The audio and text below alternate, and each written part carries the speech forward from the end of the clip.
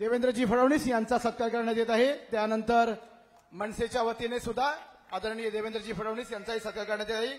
या मंचावर महाराष्ट्र नवनिर्माण सेनेचे महाराष्ट्राचे सरचिटणीस माननीय राजा चौगुलेजी यांचंही आगमन झालेलं आहे। त्यांच्या वतीने महेंद्र भानुशाली हेही आदरणीय देवेंद्रजी फडणवीस यांचा स्वागत करत आहेत या मंचावरती। यानंतर ज्यांची आपण वाट पाहत आहात ते आपले लाडके उपमुख्यमंत्री आदरणीय देवेंद्रजी फडणवीस हे या सभेला संबोधित करतील अशी मी त्यांना विनंती करतो। भारत माता की, भारत माता की, छत्रपती शिवाजी महाराज की, धर्मवीर छत्रपती संभाजी महाराज की, जय भवानी, जय भवानी, जय जय जय जय जय भवानी, जय जय जय जय जय शिवाजी, जय श्रीराम, जय श्रीराम। हिंदवी स्वराज्याचे सरसंस्थापक छत्रपती शिवरायांना मानाचा मुजरा करतो। भारतीय राज्य घटनेचे शिल्पकार भारतरत्न डॉक्टर बाबासाहेब आंबेडकर यांना मानवंदना अर्पित करतो। मंचावर उपस्थित ज्यांच्या प्रचाराकरता आपण सगळे लोक एकत्रित आलो आहोत ते या भारतातील दहशतवादाच्या विरोधात सातत्याने लढलेले सुप्रसिद्ध वकील अधिवक्ता ॲडव्होकेट उज्ज्वल निकमजी, या भागाचे लोकप्रिय आणि कार्यसम्राट आमदार दिलीप मामा लांडेजी, आमदार पराग अळवणीजी, सुषम सावंतजी, प्रकाश मोरेजी, जयदीप कवाडेजी, साधू कटकेजी, हर्षद अमीनजी, या ठिकाणी हरीश भांदिरगेजी, वसीम खानजी, अशोक भादेकरजी, वाजिद कुरेशीजी, दीपक भानुशाली, अमरजीत मिश्रा, मीनाताई केदार, दीपकजी हांडे, मंदाताई राठोड, नितीश सिंहजी, अमरजीत सिंहजी, अमित शेलारजी, सीताराम तिवारीजी, किरण दुबेजी, साधना शर्माजी, हरीश शुक्लाजी, सुरेंद्र यादवजी, अनिकेत निकमजी, मंचावरील सर्व मान्यवर, कोणाचं नाव सुटलं असेल तर क्षमा मागतो, पण माझी चूक नाही, नाव लिहिणाऱ्याची चूक आहे। बंधू भगिनींनो, मी सर्वप्रथम देशाचे प्रधानमंत्री माननीय मोदीजी आणि भाजपचे अध्यक्ष नड्डाजी यांचे मनापासून आभार मानतो की त्यांनी उत्तर मध्य मुंबईमध्ये आमच्या महायुतीला एक देशभक्त आणि आतंकवाद्यांशी लढणारा उमेदवार दिला।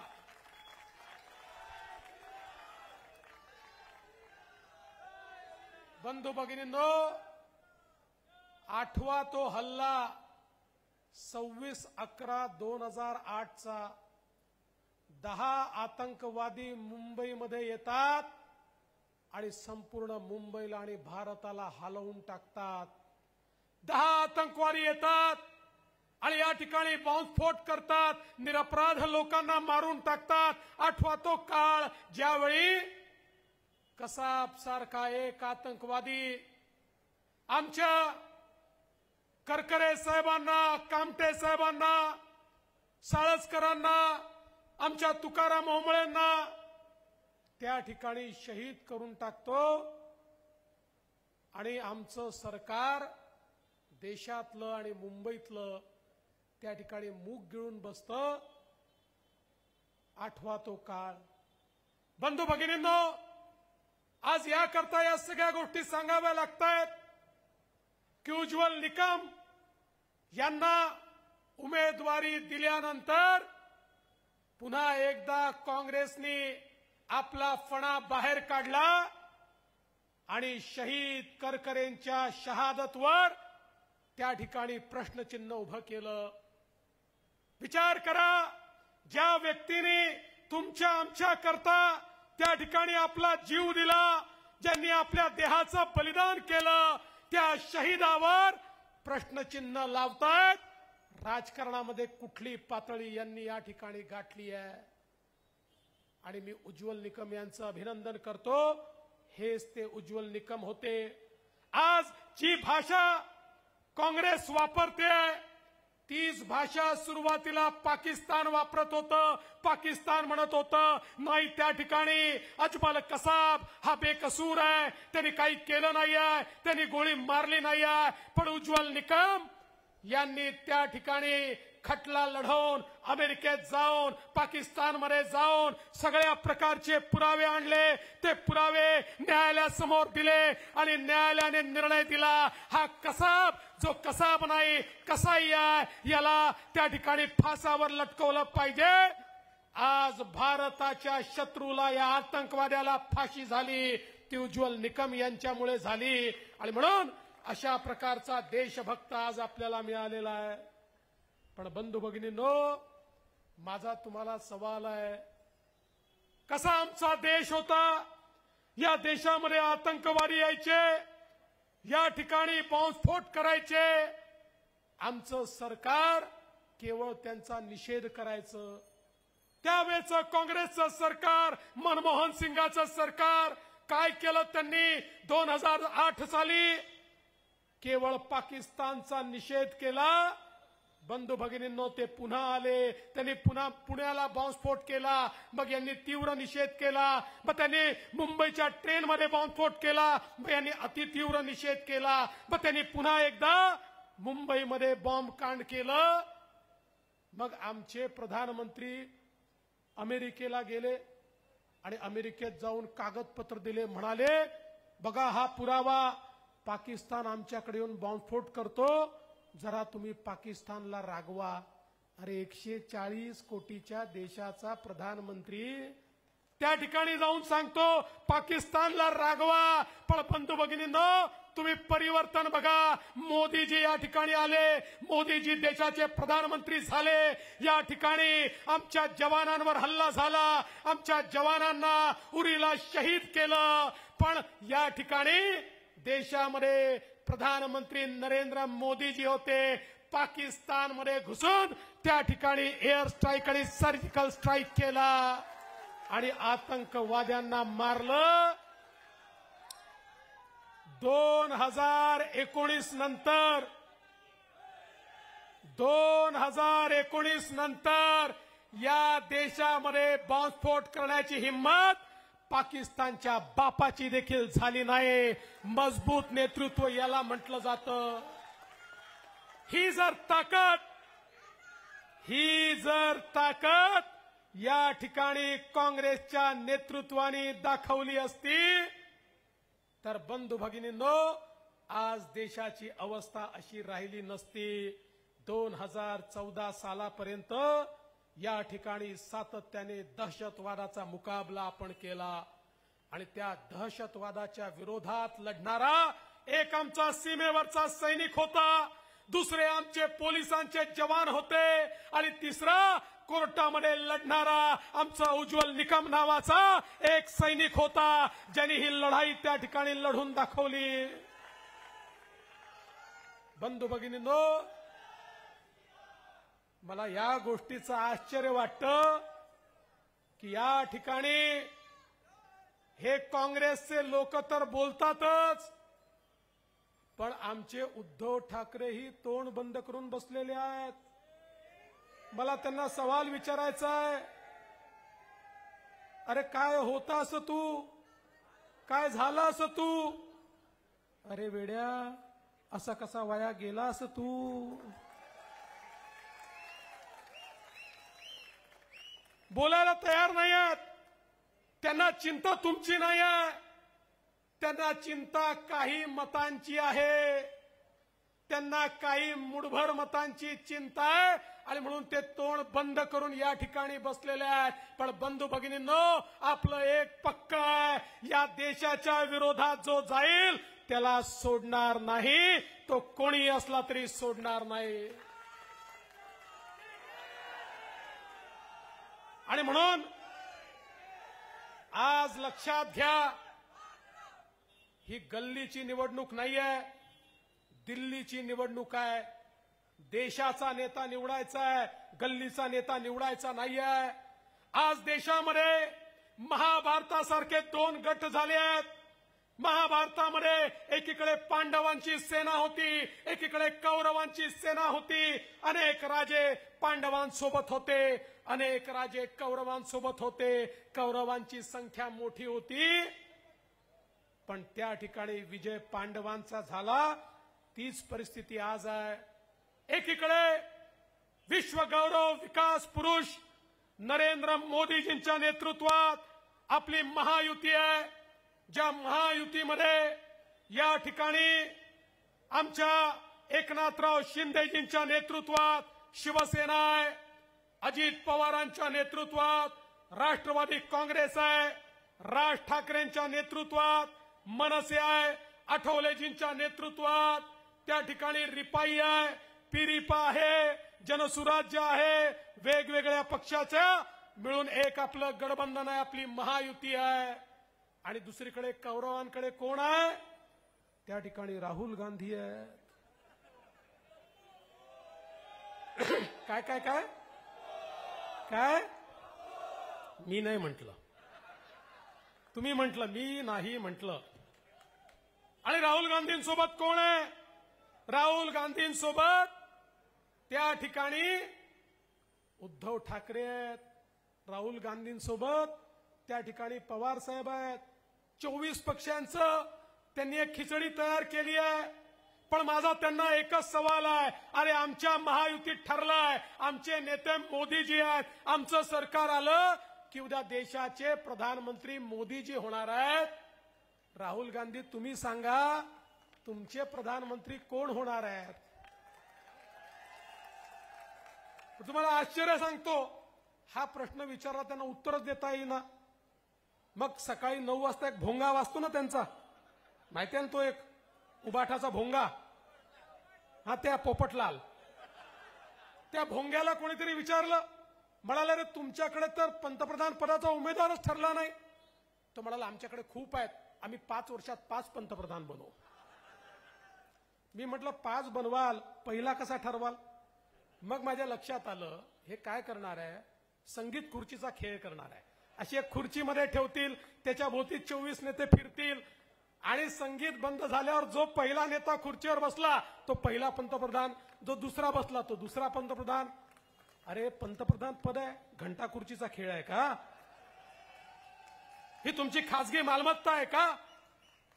या 140 कोटीच्या देशाचा प्रधानमंत्री कणखर असला पाहिजे, ज्याच्याकडे पाहून वाटलं पाहिजे हाच तो आहे जो आम्हाला सुरक्षा देऊ शकतो, हाच तो आहे जो आमचा विकास करू शकतो. आणि असं ज्यावेळेस मोदीजींकडे आपण पाहतो त्यावेळी आपल्याला वाटतं हाच व्यक्ती आहे ज्यांनी 10 वर्षामध्ये हा देश बदलून दाखवलाय. आणि म्हणून बंधू भगिनींनो, आज आपण पाहू शकतो 10 वर्षामध्ये मोदीजींनी या देशामध्ये 25 कोटी लोकांना गरिबीतनं बाहेर काढलं.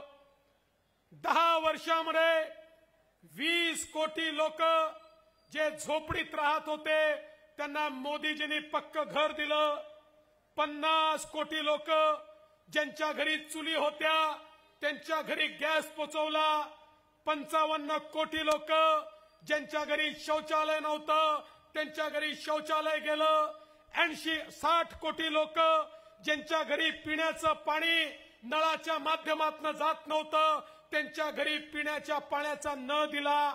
80 कोटी लोक ज्यांना 2020 सालापासनं 2 वेळेचं अन्न 2 वेळेचं राशन हे मोदीजी मोफत देत आहेत आणि पुढचे 5 वर्ष देणार आहेत. या देशामध्ये 60 कोटी लोक 64 कोटी लोक आमचे तरुण ज्यांना 10 लाखापर्यंतचं मुद्राचं लोन हे मोदीजींनी बिना गॅरंटीचं आणि बिना तारणाचं त्या ठिकाणी दिलं. आठवा तो काळ, एखादा व्यक्ती तरुण आमचा बँकेत गेला तर बँक मॅनेजर विचारायचा तारण ठेवायला काही आहे का?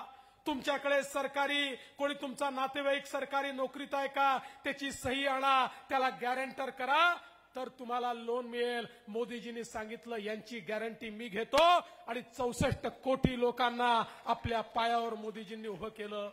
देशामध्ये 80 लाख बचत गट तयार केली, 8 लाख कोटी रुपये तर बचत गटांना दिले, 10 कोटी महिलांना आपल्या पायावर उभं केलं आणि सांगितलं आता यातल्या 3 कोटी महिलांना आम्ही लखपती दिदी करतोय आणि पुढच्या काळात या 10 कोटी महिला लखपती दिदी या ठिकाणी होतील. महिलांच्या जीवनात परिवर्तन करण्याचं काम हे माननीय मोदीजींनी केलं.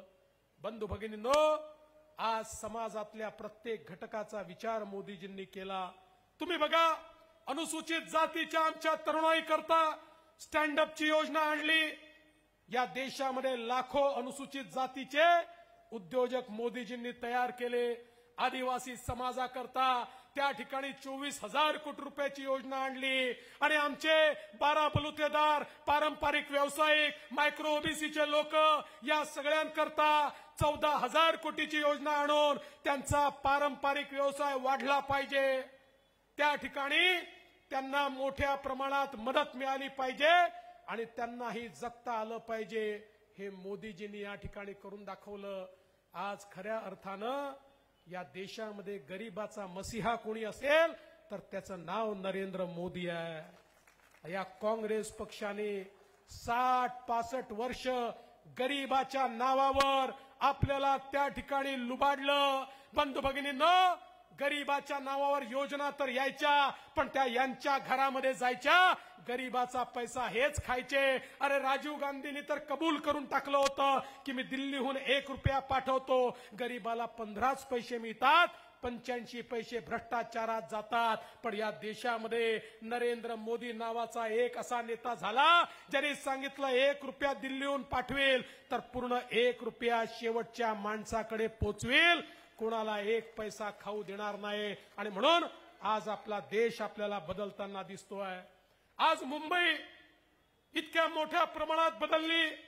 25 वर्ष ज्यांनी मुंबईवर राज्य केलं त्यांनी मुंबईमध्ये कुठलं परिवर्तन आणलं नाही, कारण त्यांच्याकरता मुंबईची महानगरपालिका सोन्याचं अंड देणारी कोंबडी होती. ती कोंबडी रोज ते खायचे, त्याचं रंड ते त्या ठिकाणी घ्यायचे, पण कधी जनसामान्यांकरता त्यांनी काम केलं नाही. पण मोदीजींनी या मुंबईमध्ये परिवर्तन करून दाखवलं. आज आपल्या आशीर्वादानं मला संधी मिळाली, शिंदे साहेबांना संधी मिळाली, आम्ही चेहरा बदलून दाखवला. या मुंबईमध्ये आज आपल्याला पाहू शकतो 336 किलोमीटरचं मेट्रो नेटवर्क या मुंबईमध्ये आपण त्या ठिकाणी तयार केलं. आणि आज मुंबईमध्ये मोठ्या प्रमाणात हे मेट्रोचं नेटवर्क तयार झाल्यानंतर हा वेस्टर्न एक्सप्रेसवे असो की आपला आतला भाग असो, मोठ्या प्रमाणात लोकांना गर्दीमध्ये त्या ठिकाणी ट्रॅफिकमध्ये थांबण्याची आवश्यकता पडणार नाही. आज आपण पाहू शकतो इतक्या मोठ्या प्रमाणात वेगवेगळी कामं आपल्या सरकारने या ठिकाणी केली. आज मुंबईमध्ये कोस्टल रोड असेल, ट्रान्स हार्बर लिंक असेल, मुंबईचे एसटीपी असतील. अरे इतकं जुनं शहर, या शहरातलं सगळं संडासातलं घाण पाणी हे समुद्रात जात होतं. इतक्या वर्षात त्या पाण्यावर प्रक्रिया देखील करू शकले नाही. हे आपलं सरकार आलं आणि आपण या मुंबईमध्ये एसटीपीची योजना आणली. पुढच्या 3 वर्षामध्ये आमच्या समुद्रामध्ये 1 थेंब घाण पाणी जाणार नाही, सगळं पाणी शुद्ध होऊन त्या ठिकाणी जाईल. पोईसर नदी असेल, मिठी नदी असेल, याचं शुद्धीकरण आपण त्या ठिकाणी सुरू केलं. त्यात जाणारं घाण पाणी हे चांगलं झालं पाहिजे, हा प्रयत्न आपण सुरू केला. आणि यासोबत मोठ्या प्रमाणात वेगवेगळ्या प्रकारची विकास कामं या ठिकाणी जी आपण केली आहेत ती खरं म्हणजे मी सांगायला लागलो तर फार वेळ जाईल. पण एक गोष्ट सांगतो, आमचं एक स्वप्न नक्की आहे आणि हे स्वप्न केवळ मोदी सरकार पूर्ण करू शकतं.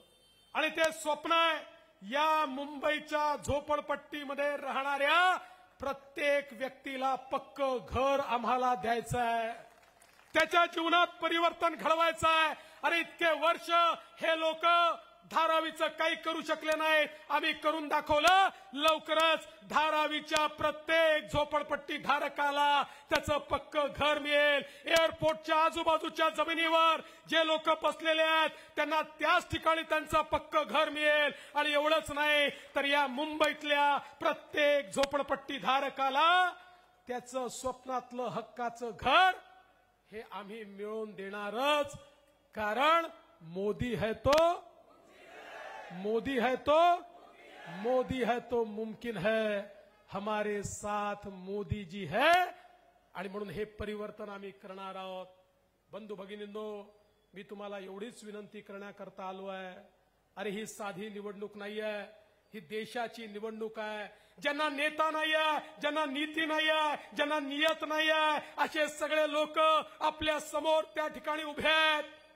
आणि दुसरीकडे मोदीजींच्या नेतृत्वात देशभक्त उज्ज्वल निकम हे आपले उमेदवार आहे. मला या ठिकाणी पूर्ण खात्री आहे आमचं जे उत्तर मध्य मुंबई आहे हे देशभक्त लोकांचं उत्तर मध्य मुंबई आहे. या उत्तर मध्य मुंबई मधला प्रत्येक व्यक्ती हा देशभक्तांच्या टोळीमध्ये सामील होईल. आणि म्हणून येत्या 20 तारखेला ज्यावेळी तुम्ही मतदानाला जाल त्यावेळी एकदा भारत माता की जय म्हणा. आपल्या मनामध्ये तो दिवस आठवा ज्या दिवशी या मुंबईवर हल्ला झाला होता. आणि प्रतिज्ञा करा, जे हल्लेखोरांच्या बाजूने उभे आहेत त्यांच्या विरुद्ध आम्ही आहोत. आणि ही काँग्रेस पार्टी, ही शिवसेना अजमल कसाबच्या बाजूने आहे आणि आम्ही उज्ज्वल निकमच्या बाजूने आहोत. आता ठरवा, अजमल कसाबच्या बाजूने जे उभे आहेत त्यांना मतदान करायचं की उज्ज्वल निकमच्या बाजूने आहे त्यांना मतदान करायचं. आणि एकदा निर्णय झाला की 20 तारखेला त्या ठिकाणी जा, कमळाचं बटन दाबा. कमळाचं बटन दाबलं की तुमचं वोट उज्ज्वल निकमांना तर मिळेलच, पण तुमचा आशीर्वाद मोदीजींना मिळेल. मोदीजींना आशीर्वाद देण्याकरता 20 तारखेला कमळाचं बटन दाबा एवढीच विनंती करतो आणि माझं बोलणं संपवतो. जय हिंद, जय महाराष्ट्र. भारत माता की, भारत माता की. देवेंद्रजी, आपण ज्याप्रमाणे हा बुस्टर डोस आमच्या चांदोलीच्या सर्व महायुतीच्या पदाधिकारी कार्यकर्त्यांना दिलेला आहे त्यानंतर आम्ही या. आणि मामा, तुम्ही पोलीस स्टेशनची मागणी केली आहे.